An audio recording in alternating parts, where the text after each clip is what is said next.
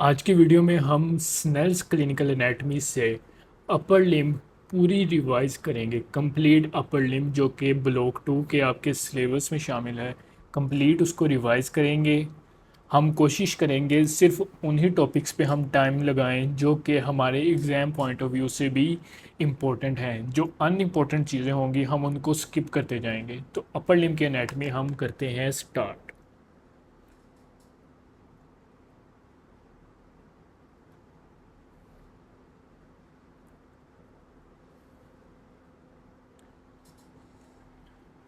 Osteology की बात की जाए तो जो बोन्स होती हैं वो हमारे अपर लिम्ब की हों चाहे लोअर लिम्ब की हों, ये हमारे एग्ज़ाम पॉइंट ऑफ व्यू से सिर्फ एमसीक्यूज़ के लिए इम्पोर्टेंट है। सिर्फ एमसीक्यूज़ आएंगे आपको इन बोन्स में से, मे भी कोई इनका क्लिनिकल आ सकता है या कोई इसी रिलेटेड कोई अटैचमेंट का पूछा जा सकता है। बाकी आपको पता है अपर लिम्ब की बोन्स में ये हमारे पास क्लेविकल है। क्लेविकल यहाँ पे स्टर्नम से जॉइंट बना रही है, यहाँ पे क्लेविकल जॉइंट बना रही है हमारे एक्रोमियन प्रोसेस के साथ ऑफ द स्कैपुला। ये हमारी ह्यूमरस है। इसी तरह इसके नीचे रेडियस और अल्ना होगी। चूँकि ये एग्ज़ाम पॉइंट ऑफ व्यू से बहुत ज़्यादा इंपॉर्टेंट नहीं है तो हम ऑस्टियोलॉजी को स्किप कर रहे हैं। ओके, यहाँ पे अब ये सर्जिकल नेक का फ्रैक्चर बहुत इंपॉर्टेंट है। The surgical neck of the humerus, this is the surgical neck. यहाँ पे एनाटॉमिकल नेक होती है, ये सर्जिकल नेक है। Which lies immediately distal to the lesser tuberosity, can be fractured by a direct blow on the lateral aspect of the shoulder और by fall on the outstretched hand. The axillary nerve, ये सबसे important clinical है surgical neck के fracture में। अगर आपसे पूछा जाए कि ह्यूमरस के सर्जिकल नेक के फ्रैक्चर में कौन सी नर्व डैमेज होने के चांसेस हैं, तो हमारा आंसर है एक्सिलरी नर्व। और उसके अलावा हमें पता है कि जो सर्कमफ्लेक्स ह्यूमरल ब्लड वेसल्स हैं एंटीरियर एंड पोस्टीरियर, ये भी around this surgical neck present होती हैं, तो उनके भी डैमेज होने का चांस रहेगा in case of the fracture of the surgical neck. अब शाफ्ट ऑफ द ह्यूमरस के फ्रैक्चर की बात कर लें तो अगर शाफ्ट का फ्रैक्चर हो तो शाफ्ट के फ्रैक्चर में जो नर्व डैमेज होने का चांस रहता है वो होती है हमारी रेडियल नर्व। ये जो मैं अभी आपको बातें बता रहा हूँ कि बोन के किस पार्ट के फ्रैक्चर से कौन सी नर्व डैमेज होती है, ये बहुत बहुत इंपॉर्टेंट है। सर्जिकल नेक पे एक्सिलरी नर्व, शाफ्ट पर रेडियल नर्व और distal end of the humerus. अगर सुप्रा कंडाइलर फ्रैक्चर है तो हमारी मीडियन नर्व डैमेज होगी, और अगर हमारा मीडियल एपिकंडाइल का डैमेज होगा तो हमारी अल्नर नर्व डैमेज होगी। ये बात आपने याद रखनी है। ओके, नेक्स्ट हम देख लेते हैं क्या इंपॉर्टेंट है।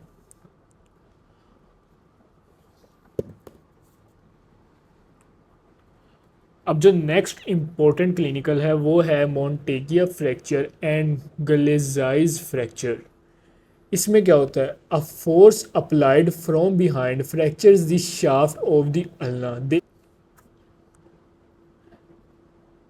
There is a bowing forward of the ulnar shaft and anterior dislocation of the radial head with rupture of the annular ligament।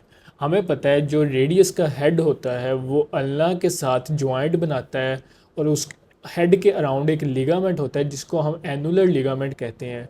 Let's see यहाँ पे बना हुआ है या नहीं। नहीं, इस डायग्राम में नहीं है। जब हम जॉइंट्स पढ़ेंगे तब हमें पता चलेगा कि मोंटेगिया फ्रैक्चर वो फ्रैक्चर है जिसमें अल्ना की शाफ्ट फ्रैक्चर हो और उसके साथ साथ जो प्रोक्सिमल रेडियो अल्नर जॉइंट है जो रेडियस के हेड का, अब ये रेडियस है फ़र्ज़ कीजिए, ये अल्ना है, ये अल्ना यहाँ से शाफ्ट से फ्रैक्चर हुई और यहाँ पर जो रेडियो अल्नर जॉइंट था वो डिसलोकेट हो जाए। लेकिन गलेजाइज फ्रैक्चर वो फ्रैक्चर है जिसमें रेडियस फ्रैक्चर हो और distal end of the ulna dislocate हो जाए। मीन्स इस फ्रैक्चर में क्या होगा, हमारी रेडियस फ्रैक्चर होगी और जो यहाँ पर डिस्टल रेडियो अल्नर जॉइंट है वहाँ पे डिसलोकेशन होगी। मोंटेगिया में प्रोक्सिमल रेडियो अल्नर जॉइंट पे और ग्लेजाइज में डिस्टल रेडियो अल्नर जॉइंट में। अगला इंपॉर्टेंट जो क्लिनिकल है वो है Colles fracture. Colles fracture is the fracture of distal end of the radius resulting from a fall on the outstretched hand. It is commonly occur In patients older than 50 years, the force drives the distal fragment of posteriorly and superiorly, and the distal articular surface is inclined posteriorly. अब देखें, ये हमारी radius थी, ये radius का distal end था, और आगे ये हमारे हैंड की बोन्स हैं।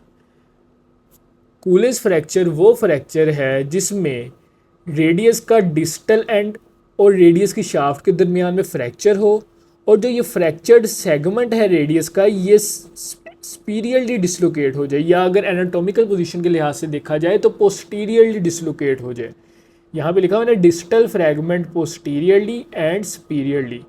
लेकिन इसी तरह जो स्मिथ फ्रैक्चर है, स्मिथ फ्रैक्चर में क्या होगा, सेम पॉइंट पे ही फ्रैक्चर है, लेकिन जो डिस्टल फ्रैक्चर्ड सेगमेंट है रेडियस का वो एंटीरियरली डिसलोकेट होगा। ये यहाँ पे लिखा हुआ है इज डिस्प्लेस्ड एंटीरियरली। अब अगर इस डिफॉर्मिटी को देखें, हम कूलेज फ्रैक्चर को देखें, तो आप देख सकते हैं ये रेडियस की शाफ्ट थी, और इसके बाद जो डिसलोकेटेड डिस्टल एंड था रेडियस का वो तकरीबन इस पोजीशन में आ जाता है। तो हम इसकी रिजेंबलेंस की वजह से इसको डिनर फोर्क डिफॉर्मिटी भी कह देते हैं, क्योंकि ये डिनर फोर्क की एक शेप इस केस में बन जाती है।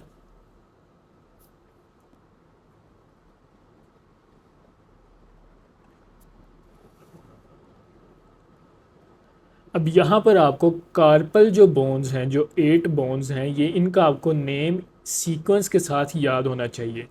अगर आप यहाँ पर देखें, ये वाली है proximal row of the carpal bones, और ये है distal row of the carpal bones. अगर हम याद करना चाहें तो क्या होता है, सबसे पहली बोन जो लेटरल साइड से अगर हम स्टार्ट करें, from lateral to medial, scaphoid, lunate, triquetrum and pisiform. इसका निमोनिक है शी लुक्स टू प्रीटी। ये थी प्रोक्सिमल रो। लेकिन अगर हम डिस्टल रो की बात करें तो उसका निमोनिक है, पहले हम नेम देख लेते हैं, ट्रेपीजियम, ट्रेपीजॉइड, कैपिटेट, हमेट। तो इसका निमोनिक है ट्राई टू कैच हर। तो निमोनिक हमारा टोटल बन गया she looks too pretty, try to catch her, scaphoid, lunate, triquetrum, pisiform, trapezium, trapezoid, capitate and hamate. तो ये नेम्स आपको याद होने चाहिए।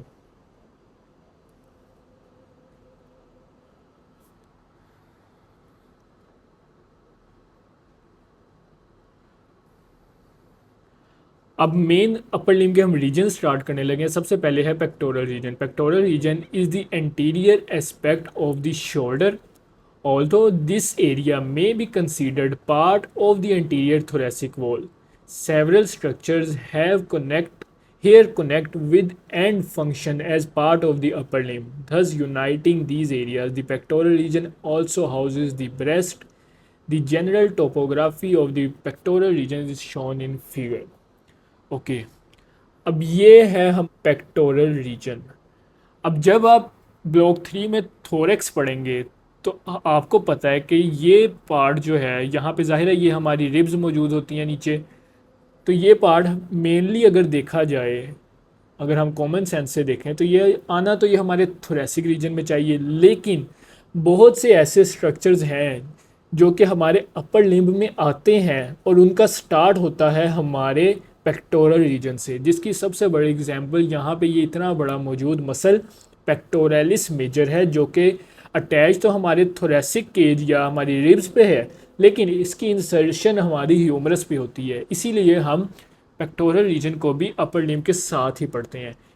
बाकी इसके अलावा भी कुछ स्ट्रक्चर्स हैं जो हम पेक्टोरल रीजन में पढ़ेंगे, जैसे कि यहाँ पे ब्रेस्ट प्रेजेंट होता है, उसके अलावा कुछ दीगर मसल्स हैं जो भी हम पढ़ेंगे।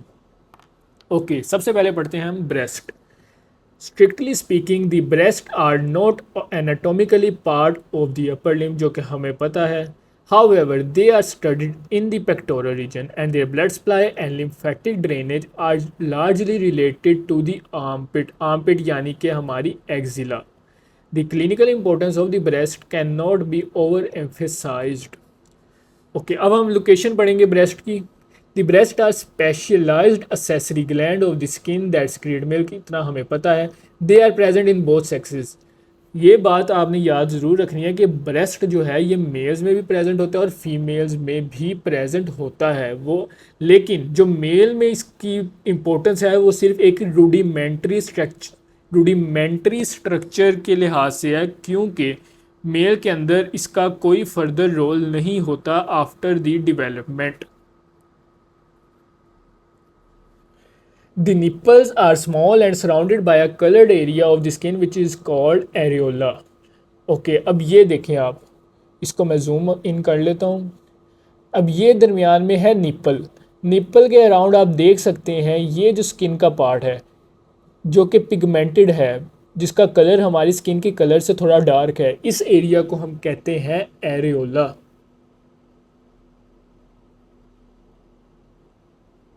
The breast tissue consists of a system of ducts embedded in the connective tissue that does not extend beyond the margin of the areola. ठीक है. अब प्यूबर्टी में क्या चेंजेस आते हैं हम फीमेल्स में ब्रेस्ट में. At puberty in females, the breast gradually enlarge and assume their hemispherical shape under the influence of ovarian hormones. जो ओवेरियन हार्मोन्स होती हैं, एस्ट्रोजेंस और इसके अलावा मुख्तलिफ दीगर जो हार्मोन्स हैं. द डक्ट्स इलोंगेट, ये डक्ट्स प्रेजेंट है पीछे ब्रेस्ट में, ये इलोंगेट हो जाती है, इनका साइज इंक्रीज हो जाता है. But the increased size of the gland is mainly from the deposition of fat. अब यहाँ पे वो ये कहना चाह रहा है, अब आप ये पिक्चर देखें, अब यहाँ पे आपको मुख्तलिफ ये लोब्स नज़र आ रही हैं हमारे ग्लैंड्स की जो कि ब्रेस्ट में प्रेजेंट हैं. अब आपको ये ग्लैंड तो नज़र आ रहे हैं, लेकिन उन ग्लैंड के इर्द गिर्द आप ये जो येलोइश स्ट्रक्चर्स देख रहे हैं ये सारा फैट है. तो वो ये कहना चाह रहा है कि जो ब्रेस्ट के साइज़ में इंक्रीज़ आता है वो उसका मतलब ये नहीं है कि बहुत ज़्यादा ग्लैंड्स का नंबर इंक्रीज़ कर जाता है, बल्कि ब्रेस्ट का साइज़ इसलिए इंक्रीज़ होता है क्योंकि उसके अंदर मौजूद फ़ैट की क्वांटिटी इंक्रीज़ हो जाती है. The base of the breast extends from second to sixth rib. This is the most important MCQ till what we have studied in the breast portion. के breast का level क्या है. Breast extends from second rib to the sixth rib and from lateral margin of the sternum. यहाँ पे sternum है, ये हमारी first rib है, ये सेकंड रिब है. सेकंड से लेके third, fourth, fifth and sixth ये लेवल है हमारे ब्रेस्ट का अगर हम वर्टिकली देखें. और अगर हॉरिजॉन्टली देखें तो from lateral margin of the sternum, ये स्टर्नम है, ये स्टर्नम का lateral margin, to the mid axillary line, ये हमारा एक्सिला है तो यहाँ पर तकरीबन मिड एक्सिलरी लाइन होगी. ये सारा पोर्शन जो है ये हमारे ब्रेस्ट की लोकेशन है. अगर आपसे वाइवा में कोई पूछे या एमसीक्यूज आए कि ब्रेस्ट की लोकेशन को डिस्क्राइब करें तो आपने ये चीज़ें लाजमी बतानी है कि second to sixth rib and from lateral margin of the sternum to the mid axillary line. An extension of the gland called axillary tail continues upward and laterally. इस डायग्राम में देखें ये ब्रेस्ट है, लेकिन ब्रेस्ट के laterally आप देख सकते हैं एक छोटा सा पोर्शन जो है वो एक्जिला की तरफ जा रहा है. इस पार्ट को कहते हैं axillary tail of the breast. Each breast consists of 15 to 20 lobes which radiate out from the nipple. The main duct from each lobe opens separately on the summit of the nipple and possesses a dilated ampulla just before its termination. The base of the nipple is surrounded by areola. The underlying areolar gland produces tiny tubercles on the areola. The lobes of the gland are separated by fibrous septa that serve as suspensory ligament. A space filled by loose connective tissue called retromammary space lie deep to the breast and superficial to the underlying muscles. Okay अब इस picture को हम देखते हैं detail में. अब ये तो आपको नज़र आ रहा है कि मुख्तलिफ लोब्स में ब्रेस्ट जो है वो डिवाइडेड है. अब ये मुख्तलिफ मसल्स मौजूद हैं, पेक्टोरलिस माइनर, पेक्टोरलिस मेजर. इन मसल्स के ऊपर एक डीप फेशिया की लेयर होती है. यहाँ पे आपने पढ़ा था ना, ये अभी मैं आपको दोबारा दिखाता हूँ वो चीज़. A space filled with loose connective tissue, retromammary space, deep to breast and superficial to underlying pectoral muscles. तो ये आप देखें कि ये पेक्टोरल मसल्स हैं, ये हमारा ब्रेस्ट है, तो इस ब्रेस्ट और इस पेक्टोरल मसल्स के दरमियान की जो स्पेस होगी उसको हम कहेंगे रेट्रो मेमोरी स्पेस, जो कि एक लूज एरियोलर टिश्यू से बनी होती है। रेट्रो मेमोरी स्पेस वो स्पेस जो कि प्रेजेंट है between the base of the breast and the muscles of the pectoral region.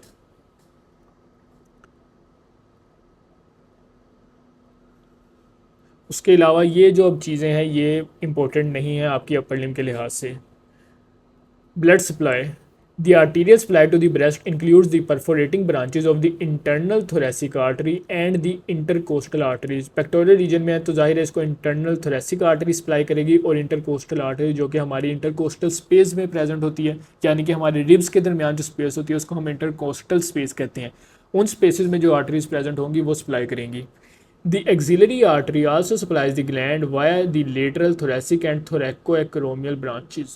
आप जब पढ़ेंगे एक्सिलरी आर्टरी आगे जब हम एक्सिला स्टार्ट करेंगे तो उसकी दो branches lateral thoracic and थोरैकोएक्रोमियल artery वो भी सप्लाई करती है हमारे। नेक्स्ट अब हम स्टार्ट करने लगे हैं स्कैपुलर रीजन को। The scapular region is the posterior aspect of the shoulder. ये हमारी स्कैपुला बोन्स है और इस रीजन में जो भी स्ट्रक्चर हैं हम उनको स्कैपुलर रीजन में इंक्लूड करते हैं। Although this area may be considered part of the back or posterior thoracic wall, several structures here like trapezius latissimus dorsi connect with and function as part of the upper limb, thus uniting these areas। ये वही बात है जो हमने pectoral region में भी कही थी कि हम उसको अपर लिम्ब के साथ इसीलिए पढ़ते हैं क्योंकि मुख्तलिफ स्ट्रक्चर्स हैं जो कि पेक्टोरल रीजन से हमारे अपर लिम्ब तक आते हैं। फोटोग्राफी क्वाड्रेंगुलर स्पेस, अब स्कैपुलर रीजन में ना मुख्तलिफ स्पेसेस होती हैं, पहले मैं आपको यहाँ से दिखा देता हूँ। ये देखें, ये हमारा मसल है टीरीस माइनर मसल, ये मसल है हमारा long head of the triceps, ये है हमारी humerus teres minor, triceps, humerus, और ये पीछे से गुजर रहा है हमारा टीरीस मेजर मसल। अब मैं सेम बात चीज़ को यहाँ पे अब ड्रा करता हूँ। ये टीरीस माइनर गुजर रहा है, ये ट्राइसेप्स, ह्यूमरस, सॉरी ये थोड़ा सा गलत हो गया, मैं इसको दोबारा ड्रा करता हूँ। ये देखें, triceps, humerus, teres minor and teres major. अब एक स्पेस ये है क्वाड्रेंगुलर स्पेस, एक ये ट्राइंगुलर स्पेस है और एक ये दूसरी ट्राइंगुलर स्पेस है। क्वाड्रेंगुलर स्पेस, ट्राइंगुलर स्पेस और सेकंड ट्राइंगुलर स्पेस। अब हम याद करेंगे कि बाउंड्रीज क्या हैं इन स्पेसेस की और इनमें से कौन से स्ट्रक्चर्स पास कर रहे हैं। सबसे पहले है quadrangular space. Quadrangular space is an intermuscular space located immediately below glenohumeral joint। It is bounded above by the subscapularis and teres minor muscle, ये जो भी हमने पढ़ा था teres minor। It is bounded medially by long head of the triceps, laterally by surgical neck of the humerus। The significance of quadrangular space is that axillary nerve and the posterior circumflex humeral vessels emerge through this space to reach their terminal destination in the shoulder। अब इसको हम zoom करके देखते हैं। ये देखें, ये है क्वाड्रेंगुलर स्पेस, ये है quadrangular space. Superiorly teres minor, medially triceps, laterally humerus की सर्जिकल नेक, और अगर हम इन्फीरियरली भी कहना चाहें तो ये टीरीस मेजर मसल। अब इसमें से स्ट्रक्चर्स कौन कौन से पास हो रहे हैं। ये है हमारी एक्सिलरी नर्व जो कि यहाँ से पास हो रही है, और उसके अलावा ये जो आर्टरी नज़र आ रही है आपको, ये है पोस्टीरियर सर्कमफ्लेक्स ह्यूमरल आर्टरी। तो दो स्ट्रक्चर्स हमारे क्वाड्रेंगुलर स्पेस से पास कर रहे हैं, one is the axillary nerve and the second one is the posterior circumflex humeral artery. अब हम स्टार्ट करते हैं एक्सिला। एक्सिला भी हमारे एग्जाम पॉइंट ऑफ व्यू से इंपॉर्टेंट है। द एक्सिला और armpit is a pyramid shape space between the upper part of the arm and the side of the chest. ये देखें, ये है हमारी ह्यूमरस और ये है हमारी रिब्स, मींस कि ये हमारे चेस्ट का रीजन है, ये हमारी आर्म है। अब हमारी आर्म के अपर पार्ट और चेस्ट के दरमियान ये स्पेस बनती है, इस स्पेस को हम एक्जिला कहते हैं, जो कि पिरामिडल शेप एक स्पेस है. It forms an important passage for the nerves, blood vessels, and lymph channels as they travel between the root of the neck of the upper limb. इस diagram में आप देख सकते हैं. Let me show you a diagram. ये देखें, यहाँ पे हमारा एक्जिला है, यहाँ पे हमारा एक्जिला है. तो आप देख सकते हैं कि अपर लिम्ब तक जितनी भी मेजर आर्टरीज या नर्व्स या वेन्स जा रही हैं वो हमारे एक्जिला के थ्रू होती हुई जा रही हैं. तो मीन्स एक्जिला एक इंपॉर्टेंट पैसेज प्रोवाइड कर रहा है for the transfer of the important neurovascular structures. The upper and of the axilla, ये इसका अपर एंड है जिसको हम एपेक्स भी कहते हैं, is directed into the root of the neck. अब देखें, अब ये इंसान का हेड है, ये नेक है, ये ट्रंक है. अब यहाँ पे अगर अपर लिम्ब हम कह लें, अगर यहाँ पे हमारी एक्जिला प्रेजेंट होती है तो एक्जिला की डायरेक्शन ये नहीं होती, बल्कि एक्जिला की डायरेक्शन कुछ इस तरीके से है. एपेक्स उसकी यहाँ पे है, तो हम एपेक्स को कह देते हैं कि apex is directed towards the root of the neck due to its diagonal position in the human body and is bounded in front by the clavicle, behind by the upper border of the scapula and medially by outer border of the first rib. अब ये apex है, यहाँ पे हमारी medially यहाँ हमारी first rib मौजूद होगी, जो कि इसी तरह ये फोर्थ रिब है इसी के ऊपर. या यहाँ पे आप देखें, ये हमारी फर्स्ट रिब है, ये हमारी क्लेविकल है और ये स्कैपुला का यहाँ पे पोस्टीरियर सरफेस होगी. तो एपेक्स जो है वो इन तीन चीज़ों से बाउंडेड होगी from the upper border, clavicle, first rib and the scapula. The lower end or base is bounded in front by the anterior axillary fold. अब ये anterior axillary fold क्या है? ये कुछ मसल्स से बनता है, formed by the lower border of the pectoralis major muscle, behind by posterior axillary fold, जो कि बनता है हमारे latissimus dorsi और teres major muscle से. इसकी मैं डायग्राम आपको देख के बताता हूँ. ये लिटिस्मस डोर्साई जा रहा है, पोस्टीरियरली हम देख रहे हैं, यहाँ पे तकरीबन टीडीएस मेजर होगा हमारे पास कैपुला में, ये बनाता है हमारा पोस्टीरियर एक्सिलरी फोल्ड. और अगर हम एंटीरियरली देखें तो हमारा जो पेक्ट मेजर मसल है वो बनाता है हमारा एंटीरियर एक्सिलरी फोल्ड. ये पेक्टोरलिस मेजर है, ये बनाएगा एंटीरियर एक्सिलरी फोल्ड. और ये लेटिसिमस डोर्साई पीछे यहाँ पर ये बना रहा है हमारा posterior axillary fold.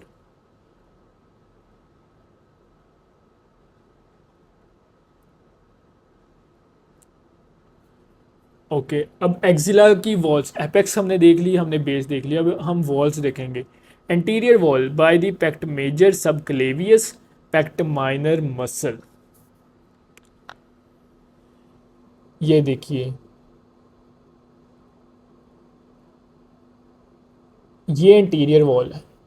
Anterior wall में आप देख सकते हैं ये पेक्ट मेजर मसल, ये पेक्ट माइनर मसल, उसके अलावा सब क्लेवियस मसल भी हमारे पास जो क्लेविकल की इंफीरियर सरफेस पे अटैच होता है वो भी इंटीरियरली प्रेजेंट होगा.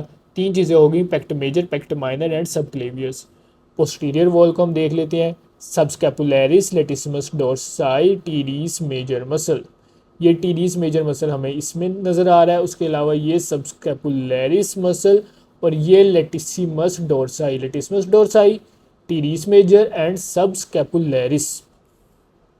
Medial wall by the upper 4 or 5 ribs and the intercostal spaces covered by the serratus anterior muscle. अपर 4 या 5 रिब्स होंगी, उसके अलावा ये इन रिब्स पे ये जो मसल अटैच है सेरेटस इंटीरियर, जो क्लिनिकली भी बहुत इंपॉर्टेंट है, ये भी हमारी मीडियल वॉल में प्रेजेंट होगा. सेरेटस इंटीरियर एंड अपर 4 और 5 रिब्स. लेटरल वॉल देख लेते हैं. यहाँ पे हम by the coracobrachialis biceps brachii muscle in the bicipital groove of the humerus. ये हमारी ग्रूव ह्यूमरस है, ह्यूमरस की ये बाइसिपिटल ग्रूव है और उस पर अटैच बाइसेप और कोरेकोब्रेकियालिस लेटरल वॉल पे प्रेजेंट है. तो उम्मीद करता हूँ आपको वॉल ऑफ एक्सिला समझ आ गई होगी.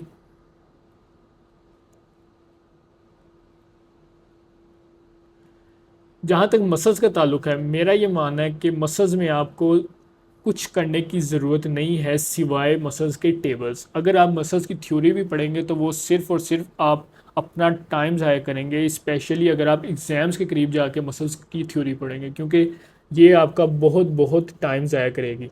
क्लेवी पेक्टोरल फेशिया हम पढ़ते हैं जो कि इंपॉर्टेंट है। Clavipectoral fascia is a strong sheet of connective tissue lying immediately deep to pect major muscle, मतलब कि पेक्टोरलिस मेजर मसल के डीप ये क्लेवी पेक्टोरल फेशिया प्रेजेंट है। Superiorly it attaches to the clavicle, जो कि इसके name से पता चल रहा है कि इसकी एक अटैचमेंट होगी क्लेविकल पे। Inferiorly it splits to enclose the subclavius muscle and the pect minor muscle and then continues downward as the suspensory ligament of the axilla. Okay, let me find out a diagram clavipectoral fascia.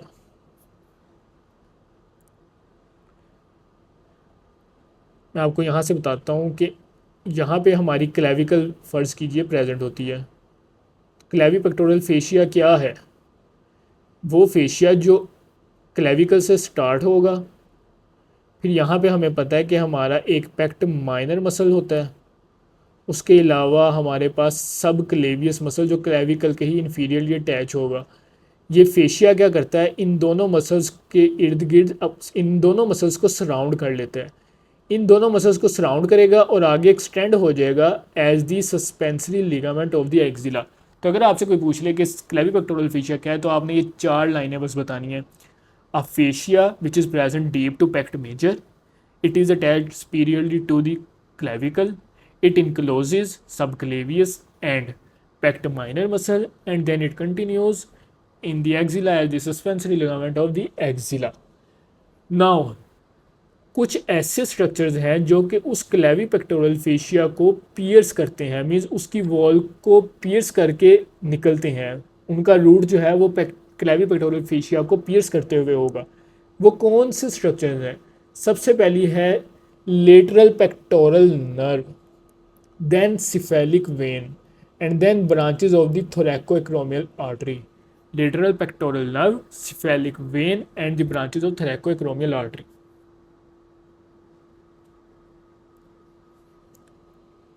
Next अब हम आ गए हैं arm पे। ये जो है ये high yield चीज़ नहीं है, इसको आप छोड़ दीजिएगा।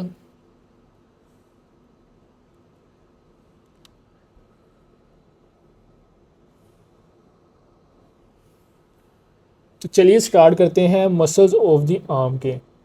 मसल सबसे पहले हम देखते हैं एंटीरियर कंपार्टमेंट के मसल। एंटीरियर कंपार्टमेंट में हमारे पास आता है bicep brachii, coracobrachialis and the brachialis muscle.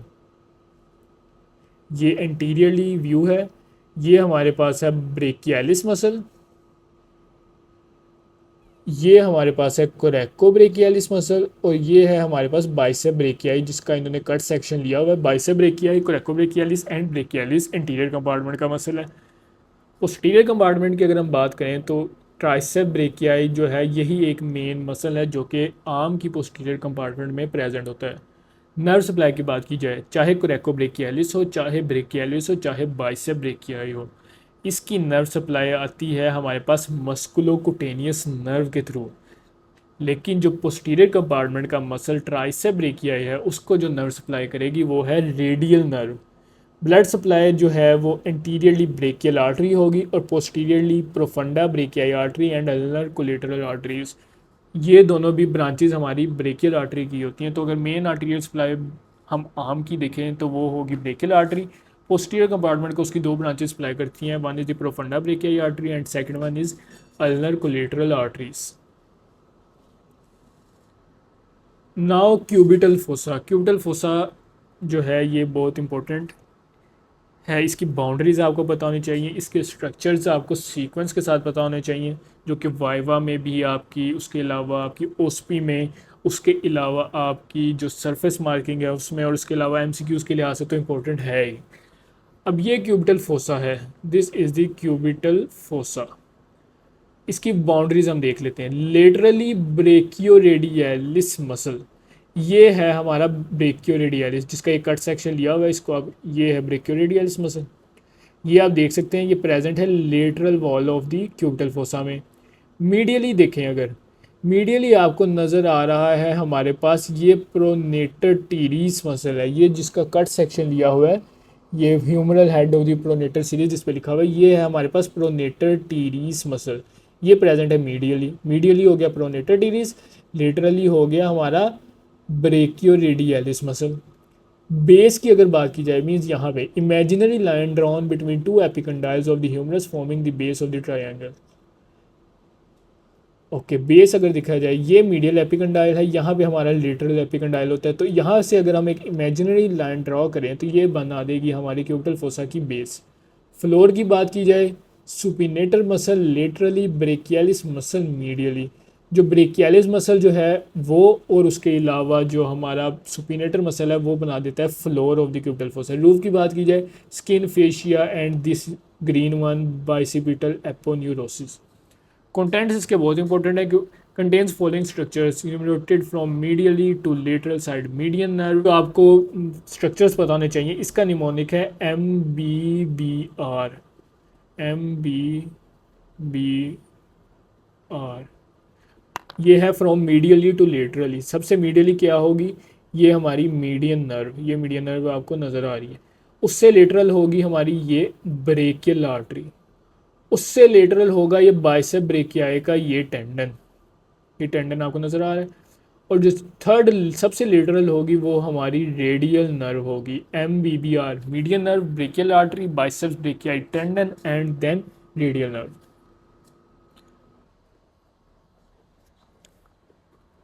Okay, next अब हम स्टार्ट करने लगे हैं हम फोर आर्म को। ये हमारी फोर आर्म है। फोर आर्म का जो मेजर पार्ट है वो हमारे जो हैं सिर्फ और सिर्फ मसल्स हैं। मसल्स आपने याद करने हैं फोर आर्म में, एंटीरियर कंपार्टमेंट के भी, लेटरल के भी और पोस्टीरियर के भी। उसके अलावा आपने यहाँ से गुजरने वाली जो नर्व्स और आर्टरीज़ हैं उनका रूट, उनका कोर्स और उनकी ब्रांचेज आपने याद करनी है। सबसे पहले हम करते हैं एंटीरियर कंपार्टमेंट को। एंटीरियर कंपार्टमेंट का जो सुपरफिशियल ग्रुप है, सुपरफिशियल ग्रुप मीन्स के जो स्किन से सबसे क्लोज होंगे मसल, उनमें आता है सबसे पहले हमारा प्रोनेटर टीरीस मसल। ये देखिए, ये इंटीरियर कंपार्टमेंट है, ये है हमारा प्रोनेटर टीरीस मसल। ये आपको नज़र आ रहा होगा प्रोनेटर टीरीस। जब ये कॉन्ट्रैक्ट करता है तो ये फोरआर्म की प्रोनेशन करवाएगा, जो कि इसके नाम से भी जाहिर होता है, प्रोनेटर टीरीस मसल। उसके बाद नेक्स्ट जो मसल है वो है flexor carpi radialis muscle, flexor carpi radialis. अब जितने भी फोरआर्म के मसल्स होते हैं ना, अब इंटीरियर कंपार्टमेंट की अगर हम मेजरली बात करें, उसमें से 99% मसल जो है वो हमारे मीडियल एपिकंडाइल से ओरिजिनेट होंगे और इस तरह इनकी इंसर्शन होगी। इसीलिए हम मीडियल एपिकंडाइल को कॉमन फ्लेक्सर ओरिजिन भी कह देते हैं। Common flexor origin medial epicondyle को कहते हैं। इसी तरह जब हम पोस्टीरियर कंपार्टमेंट पढ़ेंगे तो वहाँ लेटरल एपिकंडाइल से कुछ मसल्स हमारे ओरिजिनेट हो रहे होंगे, इसलिए हम उसको कॉमन एक्सटेंसर ओरिजिन कहते हैं। तो अब आपको flexor कार्पी radialis common flexor origin से ओरिजिनेट हो रहा है, flexor कार्पी radialis common flexor origin से ओरिजिनेट हो रहा है, और उसके बाद इसकी इंसर्शन जो है, चूंकि ये रेडियलिस इसके नेम में आ रहा है तो मीन्स रेडियस लेटरली होती है, तो ये लेटरली मूव करके यहाँ पर इंसर्ट होगा। नेक्स्ट मसल हम देख लेते हैं, फ्लेक्सर कार्पाई अल्नैरिस। अब इसके नेम में अल्ना आ रहा है तो मीन्स अल्ना मीडियली होती है, तो ये कॉमन फ्लेक्सर ओरिजिन से ओरिजिनेट होगा और ये सबसे मीडियली आ रहा है। ये है हमारा फ्लेक्सर कार्पाई अल्नैरिस। यही जो टेक्निक होती है ये आपने ओस्पी के लिए भी याद रखनी है। अगर ओस्पी में तो ज़ाहिर है यहाँ पे नेम्स नहीं लिखे होंगे, तो अगर यहाँ पे आपके पास डायग्राम हो तो आप देखेंगे कि ठीक है, फोर आर्म है, हैंड से देख के आपको अंदाज़ा हो रहा है ये इंटीरियर कंपार्टमेंट है। तो कौन सा मसल है जो कि मिडिल एपिकंडाइल से जा रहा है सीधा रेडियस की तरफ, तो सिंपल इसका आंसर है फ्लेक्सर कार्पाई रेडियलिस। अल्ना की तरफ जो जा रहा होगा फ्लेक्सर कार्पाई अल्नैरिस। इमीडिएट ग्रुप, अब वो ग्रुप जो कि इन तीन मसल से थोड़ा सा डीप प्रेजेंट होगा, उसमें आ जाता है हमारे पास फ्लेक्सर डिजिटोरम सुपरफिशियलिस। अब इन तीन मसल्स को हमने रिमूव कर दिया, अल्नैरिस को, रेडियलिस को और प्रोनेटर टीरिस को। तो हमारे पास ये एक बिग मसल नज़र आ रहा है, फ्लेक्सर डिजिटोरम सुपरफिशियलिस। ये सारा मसल है फ्लेक्सर डिजिटोरम सुपरफिशियलिस।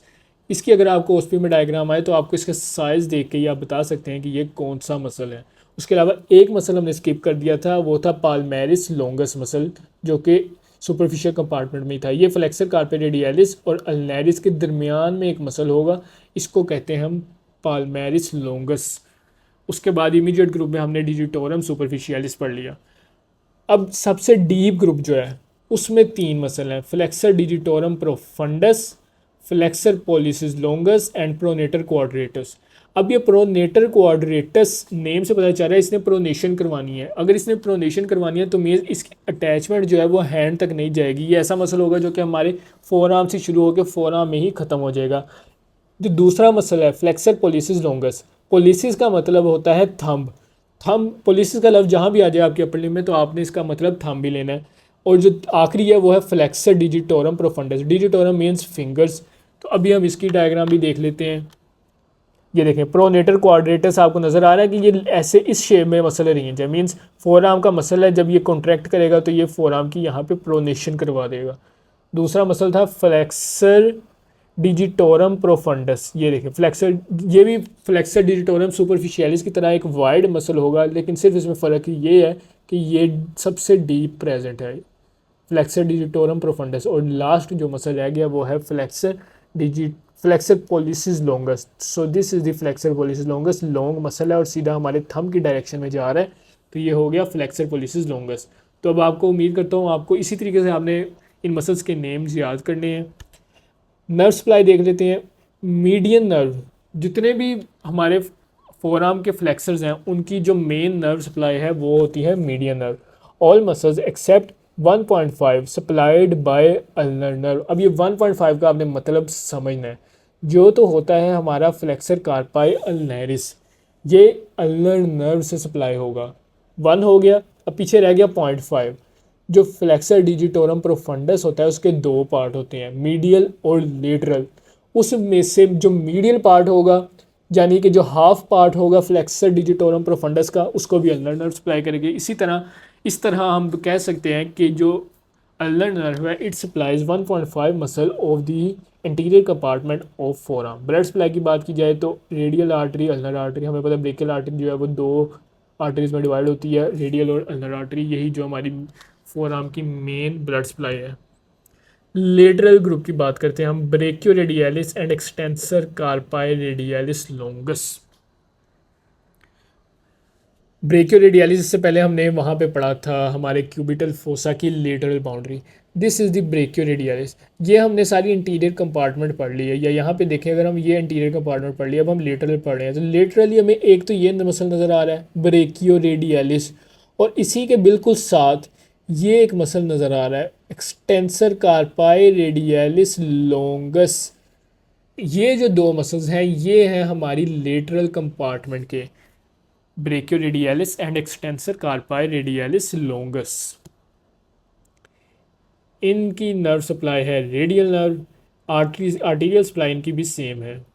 अब आ जाते हैं हम पोस्टीरियर कंपार्टमेंट की, इसके सबसे ज़्यादा मसल्स हैं as compare to other two the compartments. Posterior compartment superficial group.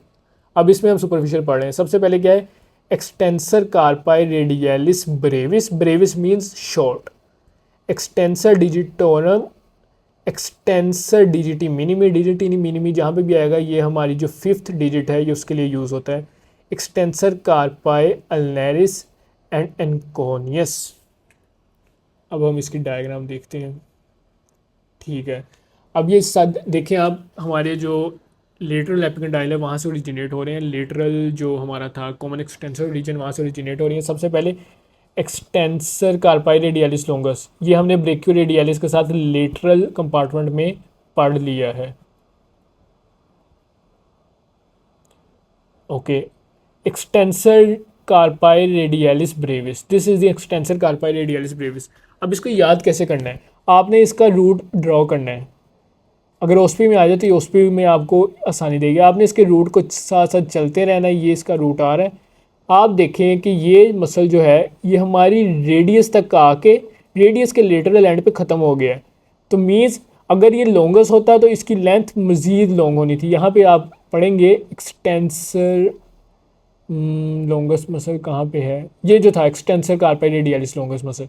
अब आप इसको देखें, ये दूसरा मसल, ये यहाँ से गया, इधर तक आया, और ये उसके बाद मज़ीद आगे चला गया, लेकिन जो ब्रेविस है वो इधर तक ही तकरीबन रुक जाएगा। तो इस तरीके से आप एक्सटेंसर कार्पाई रेडियलिस लॉन्गस और ब्रेविस के दरमियान डिफ्रेंशिएट कर सकेंगे कि वो मसल जो जिसकी इंसर्शन लॉन्ग जा रही है, जो इसकी लेंथ ज़्यादा है, जो हमारे हैंड के मोस्ट डिस्टल पार्ट तक जा रहा है, वो एक्सटेंसर कार्पाई रेडियलिस लॉन्गस होगा। और ब्रेविस जो होगा उसकी इंसर्शन जो है वो उसके दूसरे के मुकाबले में जल्दी आ जाएगी। अगला मसल एक था हमारा एक्सटेंसर डिजिटी मिनिमी। डिजिटी मिनिमी मीन्स ये हमारी फिफ्थ फिंगर, ये हमारी फिफ्थ फिंगर है। अब कौन सा मसल है जो कि यहाँ से ओरिजिनेट होने के बाद लेटरली मूव कर रहा है? ये डिजिटी मिनिमी देखें, सबसे लेटरली प्रेजेंट है,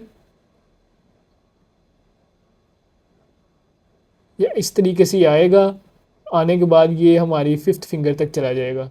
उसके अलावा हमने पढ़ा था एक्सटेंसर डिजिटोरम, ये बड़ा सा मसल होगा, ये यहाँ पर आकर मुख्तलिफ फाइबर्स में डिवाइड होगा और हमारी मुख्तलिफ जो डिजिट्स हैं वहाँ पर इसकी इंसर्शन होगी।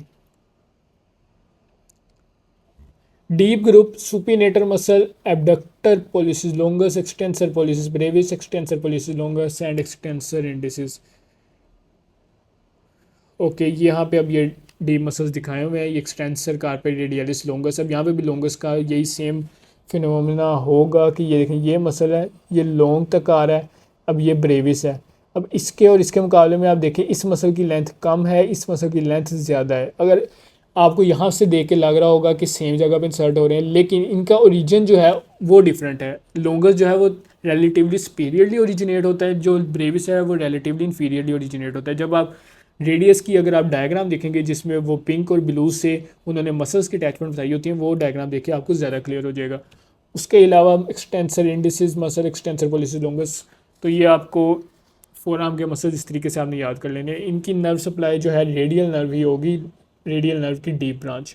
लेटरल कंपार्टमेंट और पोस्टीरियर कंपार्टमेंट की नर्व सप्लाई सेम है। आर्टीरियल सप्लाई अल्नर आर्टरी की पोस्टीरियर इंटरोशियस ब्रांच। जब हम अल्नर आर्टरी की डिटेल पढ़ेंगे तो हम ये ब्रांचेस भी देख लेंगे।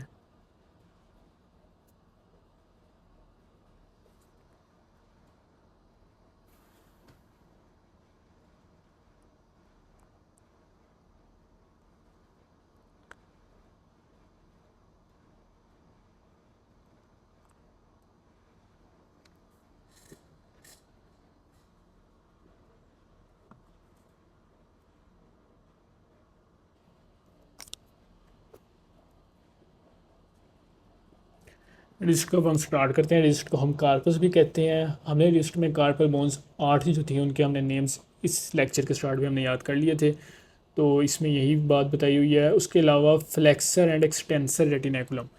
अब ये हमारी रिस्ट है, यहाँ पे आप ये देख सकते हैं हमारी ट्रेपीजियम, ट्रेपेजॉइड, कैपिटेट, हमेडी, ये हमारे कार्पल बोन्स जो हैं वो अरेंज हैं। अब आप देखें, ये इंटीरियर साइड है, ये पोस्टीरियर साइड है। इंटीरियरली भी आप ये ग्रीन स्ट्रक्चर देख सकते हैं जो कि प्रेजेंट है, जो कि एक टनल बना रहा है, जिसके टनल के ऊपर से भी कुछ स्ट्रक्चर्स पास कर रहे हैं और उसके अंदर से भी कुछ स्ट्रक्चर्स पास कर रहे हैं। इसी तरह अगर आप पोस्टीरियरली भी देखें तो ये एक टनल बन रही है, इसके भी सुपीरियरली भी स्ट्रक्चर्स पास कर रहे हैं और इन्फीरियरली भी। इन स्ट्रक्चर्स को हम कहते हैं रेटिनेकुलम। अगर हम एंटीरियर वाले को देखें तो एंटीरियरली हमारे फ्लेक्सर मसल्स आते थे हमारे फोर आर्म से, तो इसको हम कह देंगे फ्लेक्सर रेटिनेकुलम। पोस्टीरियरली हमारे पास एक्सटेंसर मसल्स थे, तो इसको हम कहेंगे extensor retinaculum. Now flexor retinaculum. The flexor retinaculum is a thickening of deep fascia. ये डीप फेशिया की थिकनिंग होते हैं, कोई मसल वगैरह नहीं है, ये सिर्फ फेशिया की थिकनिंग है। That holds the long flexor tendons in position eight wrist. It stretches across the front of the wrist and converts the anterior surface of the wrist into a tunnel which is called carpal tunnel. ये carpals थी, ये carpel के ऊपर ये tunnel बनी हुई है, तो इसको हमने कह दिया कार्पल टनल। इसी से रिलेटेड हमारा कार्पल टनल सिंड्रोम भी एक बहुत फेमस है और इम्पोर्टेंट भी एग्जाम के लिहाज से। और the passage of median nerve, the flexor tendons of the thumb and the finger. अब इस फ्लेक्सर जो रेटिनेकुलम है या जो कार्पल टनल है, इसमें से देखें क्या स्ट्रक्चर्स पास करें। ये है हमारी median nerve, this is the median nerve. उसके अलावा मसल कौन से हैं? ये सारे जो फोर आप फाइबर्स देख सकते हैं, ये हमारे फ्लेक्सर डिजिटोरम सुपरफिशियलिस के फाइबर्स हैं। और अगर आप ये नीचे वाले देखें तो ये सारे हमारे फ्लेक्सर डिजिटोरम प्रोफंडस के फाइबर्स हैं। सुपरफिशियलिस इंटरमीडिएट ग्रुप का मसल था ना, इसीलिए इसके फाइबर्स ऊपर हैं, और प्रोफंडस हमारे डीप ग्रुप का मसल था, इसीलिए इसके फाइबर्स नीचे हैं। अब उसके अलावा थंब के भी कुछ मसल हैं। कौन सा मसल है? Flexor pollicis longus. और ये एक और मसल है जिसको हम कहेंगे flexor carpi radialis. It attaches, अब इसके अटैचमेंट हम देखते हैं। Medially to the pisiform bone hook of hamate and laterally to the tubercle of scaphoid and trapezium. ये दोनों जो हमारे कार्पल बोन्स थी मीडियली प्रेजेंट थी, तो मीडियली इसकी अटैचमेंट यहाँ पे हो जाएगी। और हमेट जो थी और पिसिफॉर्म जो है ये लेटरली प्रेजेंट थी, तो lateral attachment of flexor retinaculum होगी इन दो बोन्स पे। The proximal border of the retinaculum correspond to the distal, okay ये कोई खास बात नहीं थी। The distal border is attach to the palmar aponeurosis. The distal border attach, okay ये बात देखें, जो हमारा पाल्मर एपोन्यूरोसिस है, ये सारा है पाल्मर एपोन्यूरोसिस। ये जो हमारी पाम पे ये ग्रीन स्ट्रक्चर प्रेजेंट है, इस ये जो है ये हमारा फ्लेक्सर रेटिनाकुलम है। तो इस फ्लेक्सर रेटिनाकुलम का ये डिस्टल एंड है, ये प्रोक्सिमल एंड है। तो डिस्टल एंड पे अब क्या चीज़ अटैच है? हमारा पाल्मर एपोन्यूरोसिस। अगर हम प्रोक्सिमल एंड पे बात करें तो ये मसल आपको नज़र आ रहा है जो कि है पाल्मेरिस लोंगस मसल, वो अटैच होगा। एक्सटेंसर रेटिनाकुलम को हम देख लेते हैं। Extensor retinaculum is a thickening of deep fascia stretches across the back of the wrist and hold the long extensor tendons in position. It converts the groove on the posterior surface of the distal end of the radius and ulna into 6 separate tunnels। अच्छा अब ये देखें, यहाँ पे आपको एक complete tunnel नज़र आ रही है, लेकिन अगर आप एक्सटेंसर रेटिनाकुलम में देखें तो ये फर्दर यहाँ से डीप फेशिया की थिकनिंग्स हैं जो कि मज़ीद इसको कंपार्टमेंट्स में डिवाइड कर रही है एक्सटेंसर रेटिनाकुलम को। टोटल कितनी कंपार्टमेंट्स हैं? 6 सेपरेट कंपार्टमेंट्स और tunnels.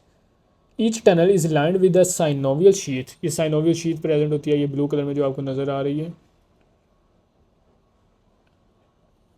The tunnel are separated from one another by fibre septa, okay.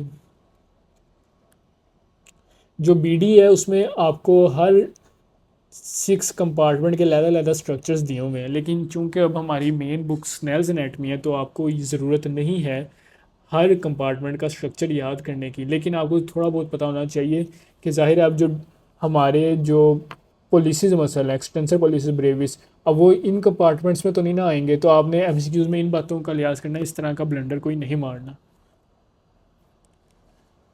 Okay, anterior wrist structures.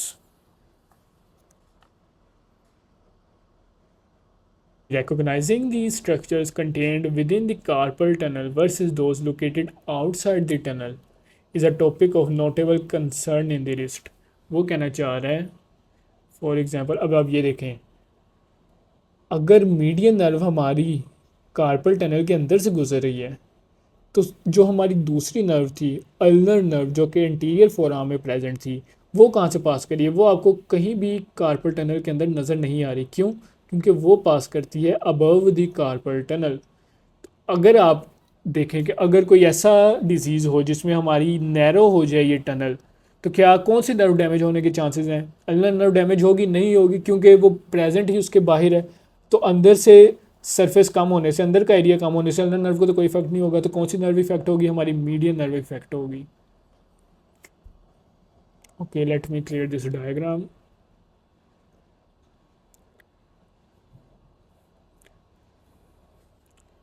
अच्छा,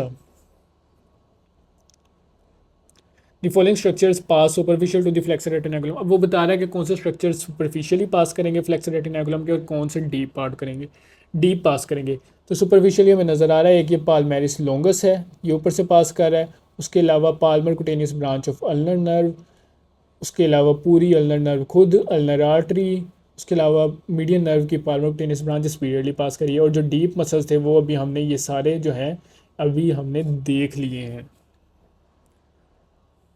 ये वही बातें बताई हुई हैं, अल्नर नर्व पाल्मेरिस लोंगस हमने कर ली हैं। पोस्टीरियर के वो बता रहा है, following structure pass superficial to extensor retinaculum. कौन से स्ट्रक्चर है वो जो सुपरफिशियली पास कर देंगे? स्फेलिक में कोई भी वेन जो है वो रेटिनाकुलम के अंदर से नहीं गुजरेगी, स्फेलिक को या बेज़ेलिक को, ये सुपरफिशियली ही पास करेंगी। उसके अलावा अल्नर नर्व की डोर्सल कुटेनियस ब्रांच और superficial branch of radial nerve. अब जो पास करेंगे वो ये सारे स्ट्रक्चर हैं, सारे मसल अगर आपको पोस्टीरियर कंपार्टमेंट के आते हैं तो आपको याद हो जाएंगे।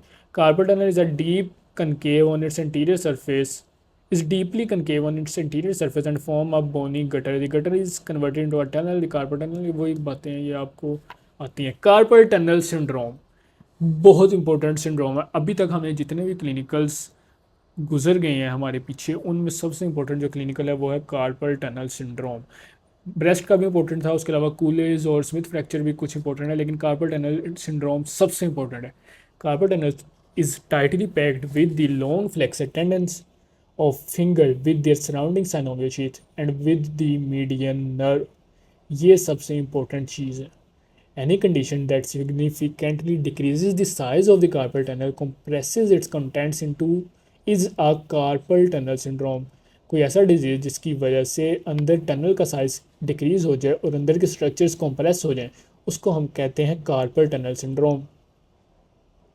अब मीडियन नर्व जितने भी मसल, अगर ये हमारी मीडियन नर्व जो है इस डैमेज हो जाएगी कार्पल टनल सिंड्रोम में, तो मीडियन नर्व जिन मसल्स को सप्लाई करिए जाहिर है उनमें प्रॉब्लम आना स्टार्ट हो जाएगी। मीडियन नर्व आगे हमारे हैंड के भी मसल्स को सप्लाई करती है, तो मेजरली हमारे फोर आर्म से ज़्यादा हमारे हैंड के मसल्स इफेक्ट होंगे। Anatomical snuff box is a small triangular skin depression on the posterolateral side of the wrist that is bounded medially by tendon of extensor pollicis longus or laterally by abductor pollicis longus and extensor pollicis brevis। Let me find out its diagram।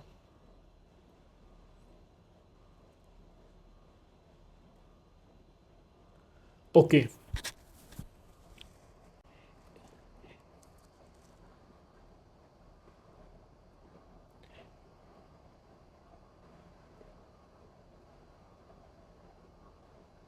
ये जो muscle है ये है हमारा abductor policies लोंगस, abductor policies लोंगस। और ये जो muscle है this is the extensor policies Brevis, sorry ये मसल लिखा हुआ है extensor policies Brevis. Extensor policies Brevis यहाँ पे जा रहा है, एबडक्टर पोलिसिस लोंगस यहाँ पे, सॉरी ब्रेविस यहाँ पे जा रहा है। अब एक मसल रह गया जो कि है एक्सटेंसर पोलिसिस लोंगस, जो कि ये मसल है। अब आप देख सकते हैं ये मसल्स यहाँ जा रहे हैं, तो ये टेंडन है और यहाँ पे, सॉरी इसको मैं रिमूव करता हूँ, ये टेंडन है और उसके अलावा ये टेंडन है। तो इन दोनों टेंडन्स के दरमियान, ये दोनों अगर कहें या तीनों कह लें तो ज़्यादा बेहतर रहेगा, क्योंकि मीडियली सॉरी लेटरली दो मसल्स हैं। अगर एनाटॉमिकल पोजीशन के लिहाज से देखा जाए तो ये एक्सटेंसर पोलिसिस ब्रेविस और एबडक्टर पोलिसिस लोंगस जो है ये लेटरल साइड पे चले जाएंगे, और जो एबडक्टर पोलिसिस लोंगस है ये मीडियली आ जाएगा, सॉरी एक्सटेंसर पोलिसिस लोंगस मीडियली आ जाएगा। तो इन दोनों के दरमियान, इन तीन मसल्स के दरमियान जो स्पेस होती है उसको हम एनाटॉमिकल स्नफ बॉक्स कहते हैं।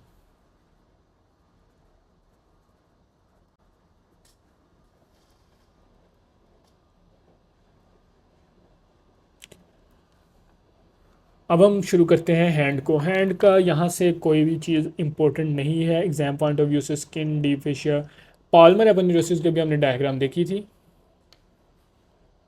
दिस इज दी, ये जो ग्रीन शीट है डीप फेशिया की जो मॉडिफिकेशन है ये है पाल्मर एपोन्यूरोसिस। इसको हम रीड कर लेते हैं।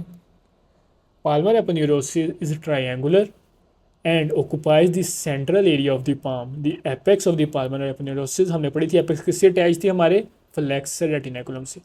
and receives the insertion of the palmaris longus tendon, पीछे से palmaris longus मसल आ रहा था। the base of the aponeurosis divides at the bases of the finger into 4 slips। मैं वो आपको दिखा देता हूँ 4 slips। देखिए यहाँ पे ये है 4 slips में डिवाइड हो जाता है। Each slip divides into 2 bands. हर स्लिप जो है फर्दर दो बैंड्स में डिवाइड हो जाएगा। One passing superficially to the skin and the other passing deeply to the root of the finger. Here each deep band divides into two which diverge around the flexor tendon and finally fuses with the fibrous flexor sheath and the deep transverse ligament। ये ज़्यादा important आगे बात नहीं है, आपको सिर्फ Palmer aponeurosis की attachments बतानी चाहिए कि एपेक्स कहाँ पे अटैच होती है, बेस कहाँ पे अटैच होती है। That's enough for you. Okay next हम देख लेते हैं spaces in the palm, facial spaces in the palm. The triangular palmar aponeurosis fans out from the distal border of the flexor retinaculum, वही बात होगी। From its medial border a fibrous septum passes backward and is attached to the anterior border of the fifth metacarpal bone।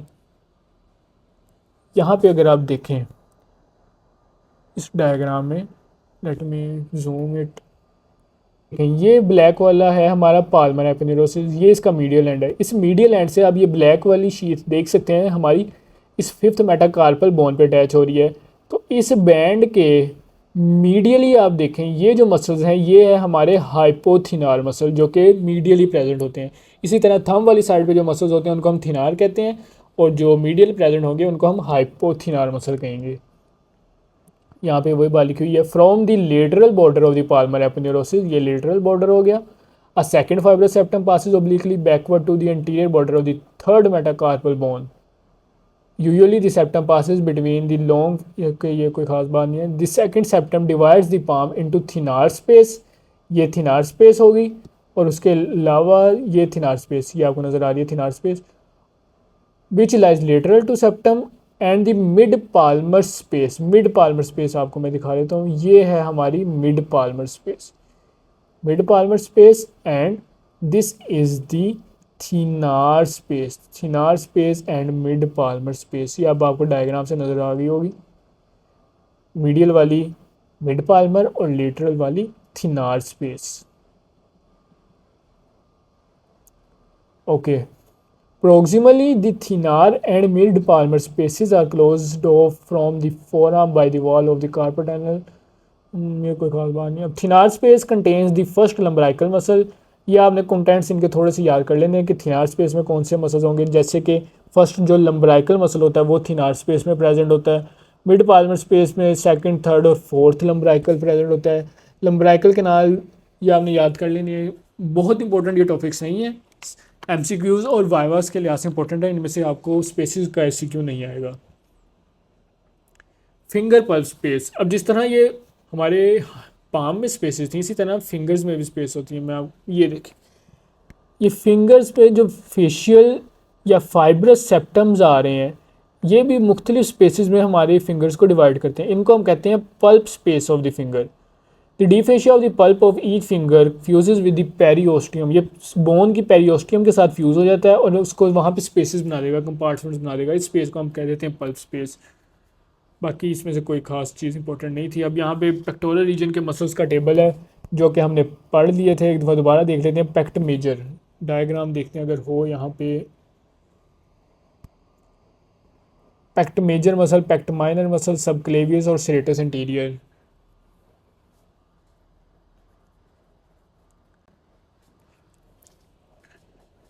ये जो है muscles हैं हमारे pectoral region के। Nerve supply की बात की जाए अगर तो पेक्ट मेजर और पेक्ट माइनर की मिलती जुलती नर्व सप्लाई है। Medial and lateral pectoral nerve, medial pectoral nerve. Lateral जो है वो सिर्फ मेजर में आएगी, माइनर में लेटरल पेक्टोरल नर्व नहीं आएगी। सब क्लेवियस मसल की नर्व सप्लाई इसी के नाम से नर्व टू सब क्लेवियस। सेरेटस इंटीरियर बहुत इंपॉर्टेंट मसल है, इसकी सिंपल सी नर्व सप्लाई है लॉन्ग थोरेसिक नर्व। तो उम्मीद करता हूँ आपको ऐसी नर्व सप्लाई याद हो गई होगी। इनकी सबकी नेम्स के अकॉर्डिंग है, सिर्फ इसकी डिफरेंट है, लॉन्ग थोरेसिक नर्व। अब कुछ लोग होते हैं जिनमें हमारा जो पेक्ट मेजर मसल है वो प्रेजेंट ही नहीं होता, ये कंजेनिटल एनोमली है। स्कैपुलर रीजन के हम देख लेते हैं। ट्रेपीजियस मसल, लेटिसिमस डोर्साई, ये इंपॉर्टेंट मसल है, इसकी नर्व सप्लाई थोरैकोडोर्सल नर्व आपको ज़रूर आनी चाहिए। Dorsal scapular nerve, dorsal scapular nerve, scapular nerve हमारे रोम्बोइड मेजर और रोम्बोइड माइनर दोनों की नर्व सप्लाई है ये। अब स्कैपुलर रीजन, ये सारे हमारे बैक के मसल्स थे। अब ये स्कैपुलर रीजन के मसल हैं। डेल्टॉइड, डेल्टॉइड की nerve supply axillary nerve. Supraspinatus की, इंफ्रास्पाइनेटस की सेम नर्व सप्लाई है, सुप्रा स्कैपुलर नर्व। टीरीस मेजर की lower subscapular nerve. टीरीस minor की अगेन एक्सिलरी नर्व जो कि डेल्टॉइड की भी थी। और जो सब स्कैपुलरिस है इसकी अपर and lower subscapular nerve. टीरीस major की सिर्फ लोअर सब स्कैपुलर थी जबकि सब स्कैपुलरिस की upper and lower subscapular nerve. Rotator cuff muscle, मैं आपको रोटेटर कफ मसल इंपॉर्टेंट है, क्लिनिकली भी अक्सर आ सकता है कि आप what is rotator cuff and what are the muscles present in it, और वो पूछ सकते हैं कि सिर्फ रोटेटर कफ के मसल्स की आप ओरिजिन, इंसर्शन और नर्व सप्लाई वगैरह बताएं। The tendons of the subscapularis supraspinatus, infraspinatus and teres minor muscles are fused to the underlying capsule of the shoulder joint. अब ये जो मसल है इनका निमोनिक है सिट्स। क्या निमोनिक है इनका? सिट्स। पहले ऐसे है subscapularis, infraspinatus, teres minor and supraspinatus. Teres major इनमें नहीं आता। ये है रोटेटर कफ मसल। इनको रोटेटर कफ क्यों कहते हैं? क्योंकि ये हमारे जो शोल्डर जॉइंट है उसके अराउंड एक कैप्सूल या एक कफ टाइप एक स्ट्रक्चर बना देते हैं जो कि हमारे शोल्डर जॉइंट की स्टेबिलिटी के लिए बहुत इंपॉर्टेंट है, इसलिए हम इसको रोटेटर कफ कहते हैं। अब जितने भी ये मसल हैं ये इन्फीरियरली इनमें से कोई भी मसल प्रेजेंट नहीं होता। मैं इस डायग्राम साथ साथ होनी चाहिए थी, बाकी मैं बता देता हूँ। शोल्डर जॉइंट जो है इट यहाँ पे जो रोटेटर का मसल है सबस्कैपुलैरिस हो गया, सुप्रास्पाइनेटस हो गया, इंफ्रास्पाइनेटस हो गया, टीरिस माइनर हो गया, ये एंटीरियरली भी शोल्डर जॉइंट को कवर कर लेते हैं, सुपीरियरली भी कर लेते हैं, पोस्टीरियरली भी कर लेते हैं, लेकिन इन्फीरियरली ये डेफिशिएट होता है। इसीलिए ज़्यादातर केसेस में जब हमारा शोल्डर जॉइंट डिसलोकेट होता है तो ज़्यादातर ये इन्फीरियर डिसलोकेशन ही देखी जाती है। आम के मसल हमने देखे थे कि लॉन्ग हेड जो एंटीरियर कंपार्टमेंट का बाइसेप्स हो गया, ब्रेकियालिस, कोरेकोब्रेकियालिस, इन सब की मस्कुलोक्टेनियस नर्व है। जो ट्राइसेप है उसकी है रेडियल नर्व। इसमें से कोई खास इंपॉर्टेंट नहीं है। ये अगर आपने साथ साथ कर लिए थे तो आपको वहाँ पे नर्व सप्लाई वगैरह बता दी थी। अटैचमेंट बहुत ज़्यादा इंपॉर्टेंट नहीं है, लेकिन थोड़ा सा आइडिया होना चाहिए। जैसे कि अब मैंने जो फोर आर्म की टीनर कंपार्टमेंट बताई थी, अब मैंने कहा था कॉमन फ्लेक्सर ओरिजिन होता है मीडियल एपिकंडाइल। तो आप देख सकते हैं कि ज़्यादातर केसेस में medial epicondyle, medial epicondyle, medial epicondyle, medial epicondyle, उसके अलावा यहाँ भी मीडियल एपिकंडाइल। तो ज़्यादातर केसेस में मीडियल एपिकंडाइल ही नज़र आएगा हमें फ्लेक्सर्स में। अगर आप एक्सटेंशन में आए तो आपको ये लेटरल एपिकंडाइल नज़र आ रहा है। तो इस तरीके से आपने ये मसल्स कर लेने हैं।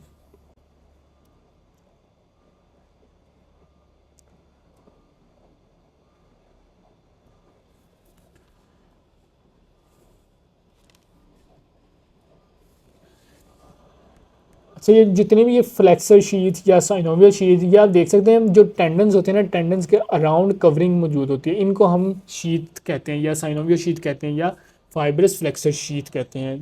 तो ये आपने कंफ्यूज नहीं होना, ये बहुत इंपॉर्टेंट नहीं है एग्जाम पॉइंट ऑफ व्यू से। ओके, लंबराइकल मसल ये हमारे फिंगर्स के मसल होते हैं। इनको अब हम देखते हैं।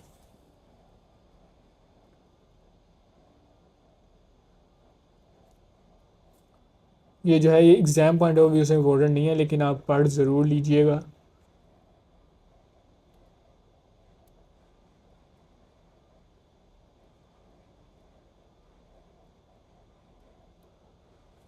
ब्रेकियल प्लेक्सस जो है one of the most important topic of the upper limb. चाहे इसकी आपको थ्योरी हो चाहे इसकी डायग्राम हो, दोनों ही एग्ज़ाम में आती हैं और आपको आनी चाहिए, प्रैक्टिस में आनी चाहिए। कोशिश करता हूँ मैं आपको समझाने की। क्या होता है ये C5, C6, C7, C8, T1 ये सारी हैं रूट वैल्यूज़।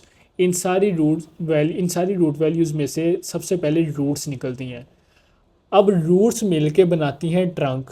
कौन कौन सी रूट्स मिलेंगी? C5 और C6 मिलकर अपर ट्रंक बना देंगी, C8 और T1 मिलकर लोअर ट्रंक बना देंगी, जो दरमियान में C7 रह जाएगी वो अकेली ही मिडल ट्रंक बनाएगी। अपर ट्रंक C5, C6 से, लोअर ट्रंक C8, T1 से, मिडल ट्रंक जो है वो सिर्फ C7 से बनेगा। ये जो ट्रंक्स हैं इन ट्रंक्स से निकलती हैं division, anterior divisions and posterior divisions. ये डिवीजन्स मिलती हैं, आप देख सकते हैं anterior posterior division, anterior posterior division and इसकी भी दो डिवीजन्स। ये डिवीजन्स मिलके बना देती हैं कोड्स। ये है हमारी सबसे lateral cord, posterior cord, medial cord. इन कोड से आगे मुख्तलिफ ब्रांचेस हमें देखने को मिलेंगी जो कि इस डायग्राम में दी हुई हैं। ये आपको डायग्राम लाजमी आपने बनाकर प्रैक्टिस कर लेनी है, सब बुक्स में दी हुई है।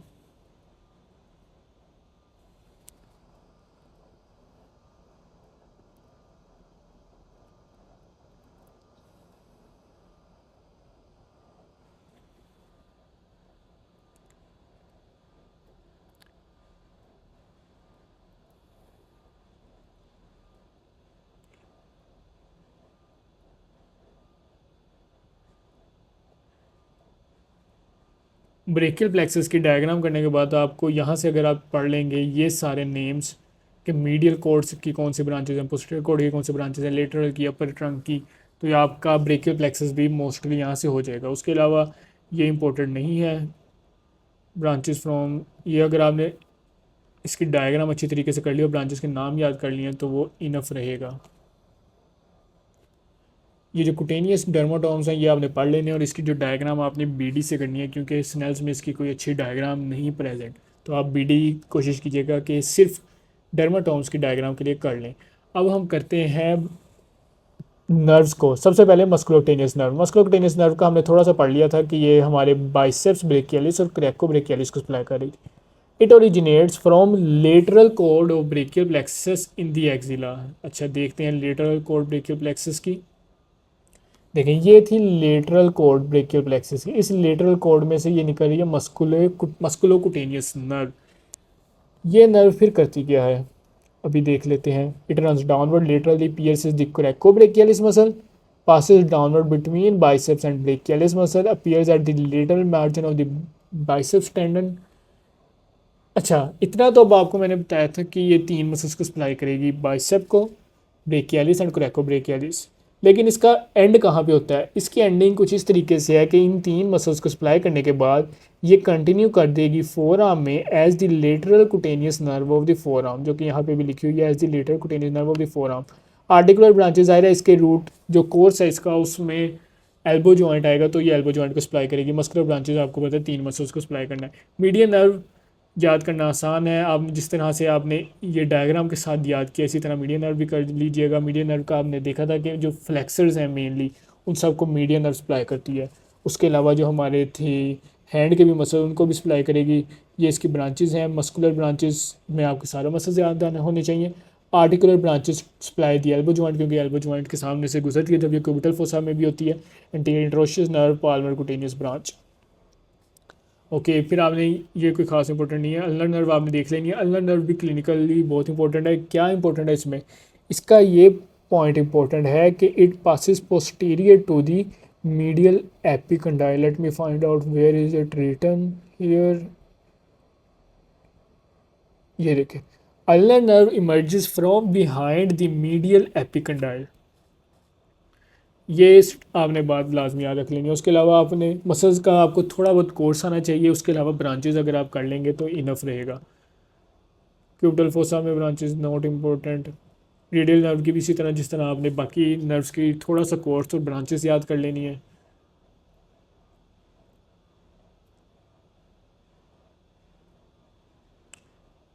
क्लिनिकल्स में हम नेक्स्ट कोई वीडियो बना लेंगे क्लिनिकल, जिसमें हम सिर्फ और सिर्फ अपर लिम्ब के क्लिनिकल्स डिस्कस करेंगे।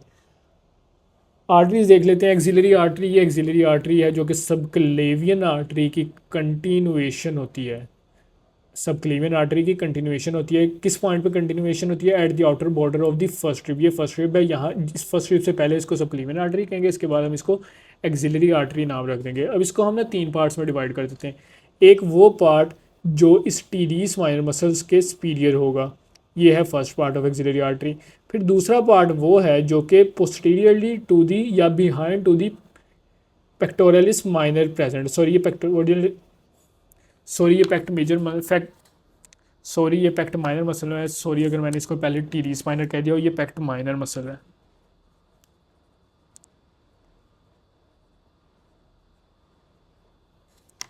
और थर्ड पार्ट वो होगा जो इस पेक्ट माइनर मसल के बाद का रह जाएगा इसका। उसके अलावा इनकी ब्रांचेज हैं, जो ब्रांचेज मैं देखता हूँ यहाँ पे कहीं लिखी हूँ। रिलेशन इसके खास इंपॉर्टेंट नहीं है, ब्रांचेज आपने याद कर लेनी है। ब्रांचेस देखिए ये लिखा हुआ है second part third part. Branches कहाँ हैं? ये फर्स्ट पार्ट की एक ही ब्रांच है, हाईएस्ट थोरेसिक आर्टरी या सुपीरियर थोरेसिक आर्टरी भी कहते हैं। फर्स्ट पार्ट की एक ब्रांच है, सेकंड की दो ब्रांचेस हैं, थर्ड की तीन ब्रांचेस हैं। हाईएस्ट थोरेसिक आर्टरी, दूसरे की क्या होंगी? Thoracoacromial and lateral thoracic. Third part की subscapular artery, anterior and posterior circumflex humeral artery.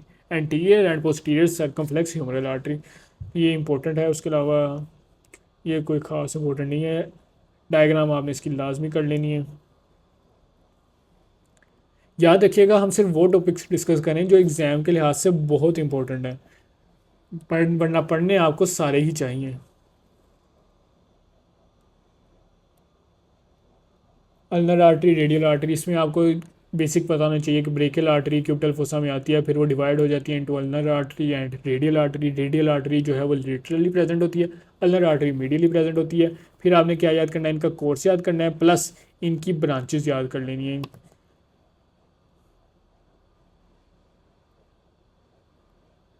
Axillary lymph nodes के नेम, एक्सिलरी लिम्फ नोड्स के नेम और इनकी location, anterior group, posterior group, lateral group, central group and infra clavicular and apical group, इनके आपको names वगैरह आने चाहिए। Joints की में मेन जो चीज़ें हैं, जॉइंट्स में आपने जो मेन चीज़ें याद करनी है, आपको ये याद करनी है कि कौन सी आर्टिकुलर सर्फेसिस हैं। मीन्स कि अगर हम शोल्डर जॉइंट की बात करें तो कौन कौन से आर्टिकुलर सर्फेस हैं, the glenoid cavity of the scapula and the head of the humerus. तो इस तरह की बातें हैं। उसके अलावा कौन से लिगामेंट्स प्रेजेंट होते हैं जॉइंट्स में, उसके अलावा कौन कौन से स्ट्रक्चर्स इर्द गिर्द प्रेजेंट हैं, कोई बरसा अगर प्रेजेंट है तो ये आपने याद कर लेने हैं। शोल्डर जॉइंट जो है वो लास्ट टाइम यूएचएस के पेपर में आया भी था पूरी अपर लिम्ब में से।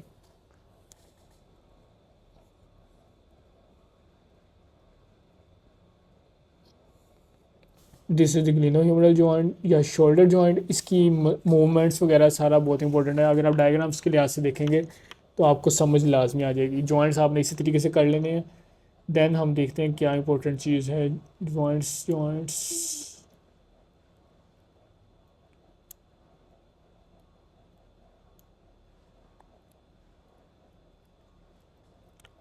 अच्छा, अगर जॉइंट्स का देखा जाए ना तो मैंने कभी भी थ्योरी से जॉइंट्स याद नहीं किए। मुख्तलिफ टेबल्स होते हैं, हमारे व्हाट्सएप जो ग्रुप्स होते हैं वहाँ पे टेबल्स आए होते हैं जिसमें हर जॉइंट का उन्होंने बहुत अच्छा टेबल बनाया होता है कि लिगामेंट्स अलहदा लिख देते हैं, आर्टिकुलर सर्फेसिस लिख देते हैं, ब्लड सप्लाई लिख देते हैं, नर्व सप्लाई लिख देते हैं, जो कि हमारे जो जॉइंट्स हैं उनके केस में इनफ होती हैं। अब अगर आप इतनी बड़ी थ्योरी याद करने लग जाएंगे ना तो ये आपका टाइम वेस्ट है, क्योंकि पहली बात तो ये कि एक दो जॉइंट इंपॉर्टेंट है, जैसे कि शोल्डर जॉइंट, एल्बो जॉइंट, इस तरह के दो तीन जॉइंट्स इंपॉर्टेंट है। अगर आप ये सारा कुछ पढ़ने लग जाएंगे तो आप अपना टाइम ज़ाया करेंगे।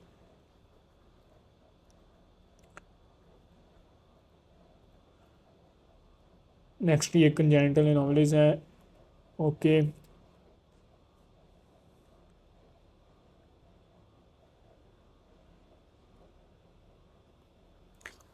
अच्छा, रिस्ट एंड हैंड, यहाँ पे ये हमारी रेडियल आर्टरी, ये है अल्नर आर्टरी। रेडियल आर्टरी जो है, अल्नर आर्टरी पहले देखें, अल्नर आर्टरी कंटिन्यू हो जाती है सुपरफिशियल पाल्मर आर्च में, और वो कंप्लीट कैसे होती है, रेडियल आर्टरी की ब्रांच से। लेकिन जो रेडियल आर्टरी है वो कंटिन्यू होती है डी पाल्मर आर्च में, और उसको ब्रांच आती है अल्नर आर्टरी की। तो अगर एमसीक्यू आ जाए कि ulnar artery continues as superficial palmar arch, अगर हमसे पूछा जाए रेडियल आर्टरी कंटिन्यूज एज, तो हम कहेंगे डीप पाल्मर आर्च। ये है एनाटॉमिकल स्नब बॉक्स, ये एबडक्टर पोलिसिस और एक्सटेंसर पोलिसिस ब्रेविस, और ये है एक्सटेंसर पोलिसिस लॉन्गस। इन दोनों के दरमियान ये प्रेजेंट है हमारा एनाटॉमिकल स्नब बॉक्स। उसके अलावा ये कोई ख़ास इंपॉर्टेंट नहीं है। तो आई थिंक अपर लिम यहाँ पे कंप्लीट हो गया है। अगर आप सिर्फ यही अपर लिम कर लेंगे तो आप बहुत आसानी से आप अपने पेपर में, अपर लिम के पेपर में पास हो जाएंगे। कुछ जो अगर आप मज़ीद अच्छी तैयारी करना चाहें तो आप वो टॉपिक्स लाजमी करें जिनका मैंने कहा था कि वो आप बाद में कर लीजिएगा, या जिनका मैंने थोड़ा सा आइडिया दे के कह दिया था कि आप रीड कर लीजिएगा। और जो टॉपिक्स मैंने कहे हैं कि वो बिल्कुल भी इंपॉर्टेंट नहीं है तो वो आप बिल्कुल भी ना करें, तो वो आपको कोई नुकसान नहीं होगा, क्योंकि कुछ टॉपिक्स ऐसे होते हैं जो इंतहाई फजूल है, जो कि बिल्कुल भी नहीं आने पेपर में। बाकी आपकी मर्ज़ी, अगर आप करना चाहें फिर भी तो आप कर सकते हैं। उम्मीद करता हूँ वीडियो आपको पसंद आई होगी। अल्लाह हाफिज़।